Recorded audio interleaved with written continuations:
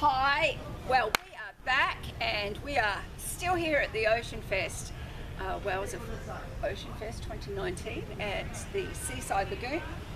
Cameron's here. I've done a bit of a change because we've been busy today, haven't we, Cameron? It's been a long day and you have been so patient. How are you feeling? Is it feeling like you're in the back half of the marathon? Yeah, well, the thing is, like, I swam 3 weeks ago, but I'm still feeling a little tired, you know? So, like, these days kind of catch up with me, but it's just nice being around so many cool swimmers and people. It gives you a bit of energy. It does, doesn't it? And talking about energy, we're going to rewind it and keep going with phase 2. I want to know about your feeding plan because we know that can make or break a swim.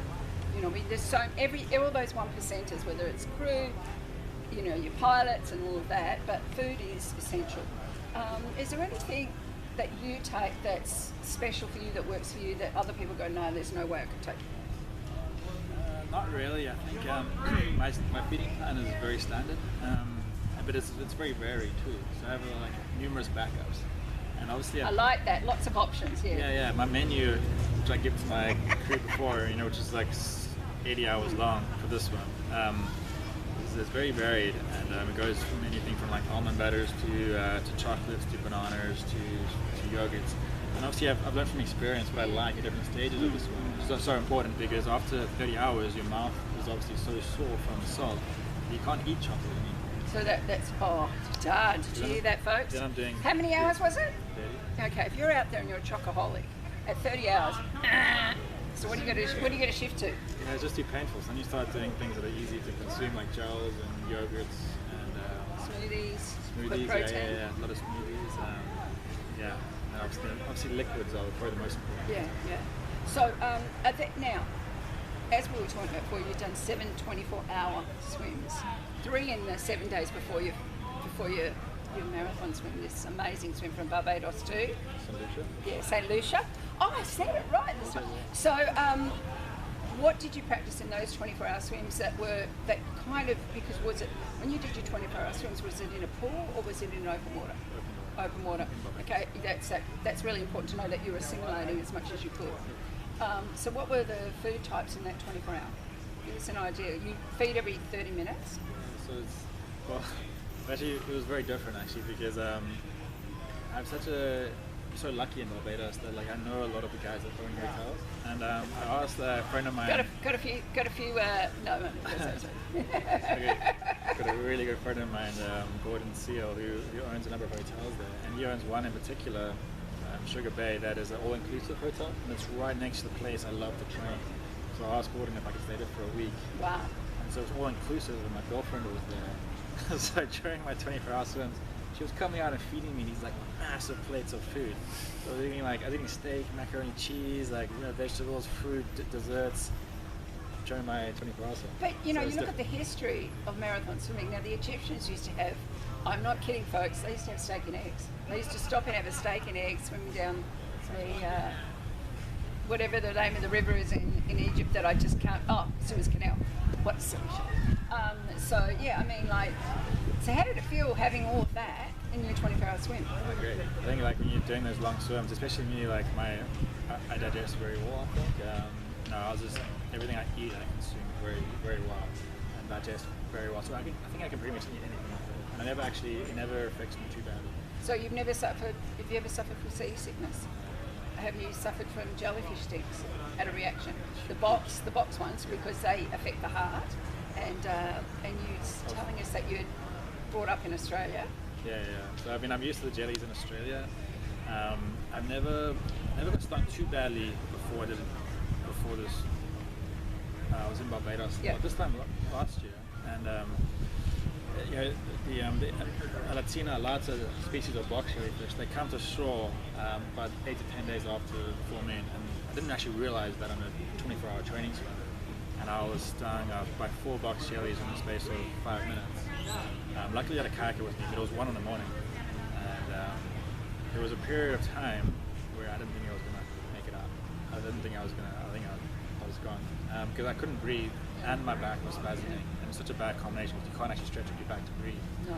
And that's given me a huge fear and a respect for jellyfish and just the ocean. And now you say that in one sentence, which is really important. There's a fear, and then there's a respect. You know, what's the line for you? Like, you know, you're doing this amazing challenge. You're out there. You're losing your spirit. You know, that the salt water, the temperature's up to 32, I think, in the ocean. It's 38 in the air. I mean, is there someone on there going, you know, and they're monitoring your core temperatures and everything? Is there any stage during that swim that they're saying, yeah, it's getting, the line's getting pretty fine? Yeah, I mean, I think I'm pretty good at calling that myself. One of the strengths of mine is that I'm very conscious out there, and I always. That's a good thing, to be conscious. Yeah. But also like being very specific. Yeah. Also, and calculating about how I'm doing. And like for example, when I attempted the swim around Barbados the first time, I pulled myself. I didn't think it was safe to keep going, especially for another like 15 hours, which I had left. Luckily in my career, I think it's a good precedent. I think these longships, I had a paramedic at me on the team. Oh, absolutely. You're watching me the whole time, and also my support crew that done this with me before, and they know what I look like. And there was one point in my second day where it was extremely hot. At about 2 p.m. My stroke rate went from about 58 to 40 in the 40s. I remember that. And they were worried about me. And how long was that period when it dropped? That stroke rate dropped? About 3 hours. So that's a long period of time to be watching you deteriorate. What were the key factors that they were focused on, or what were the key factors that you were thinking about, knowing that you were conscious through this? For me personally, like the way I knew what I was feeling, and I was very dizzy. Yeah. And I also couldn't. My vision was blurry too, and I was hallucinating a bit, and I was struggling to concentrate, especially on my kayak, which I swim next to.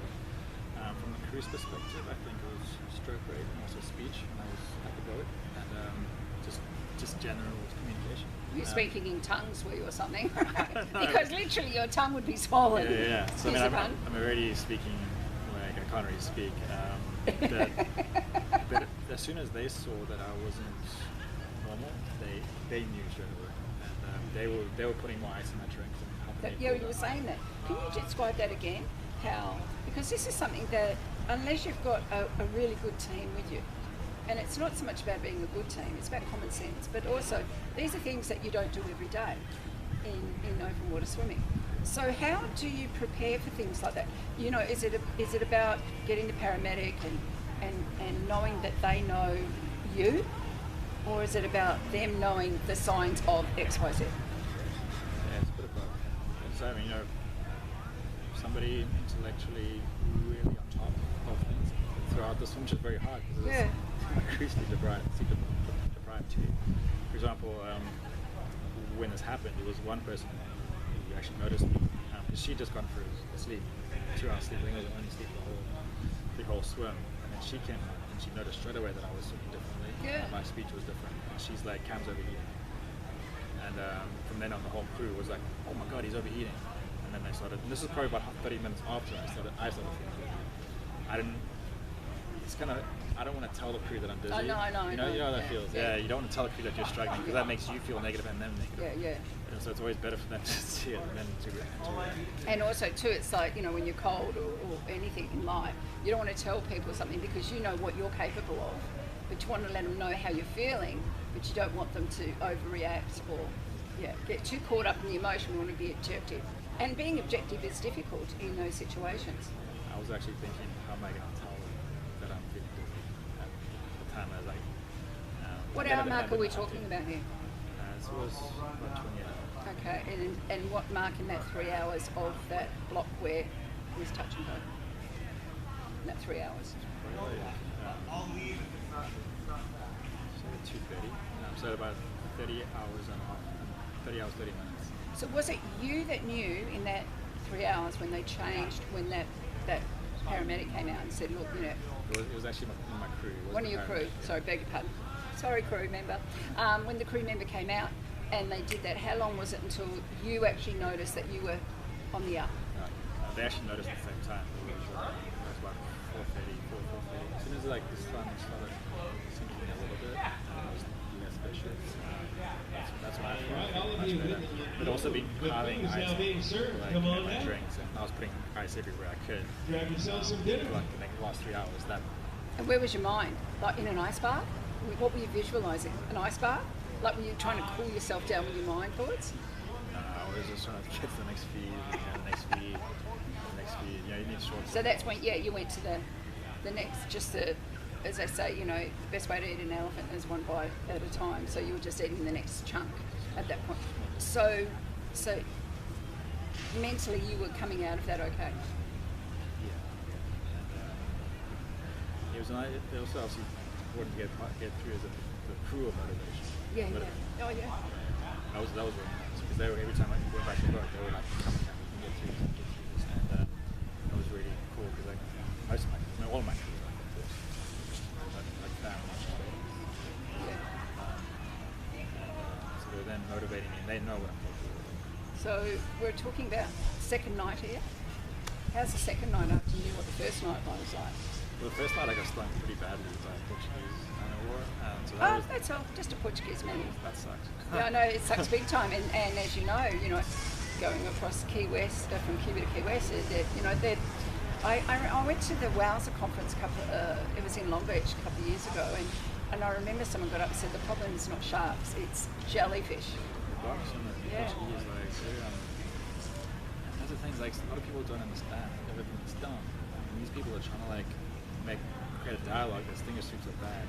Whereas oh man, trust me, if you were stung, you would know. You would change your mind straight away.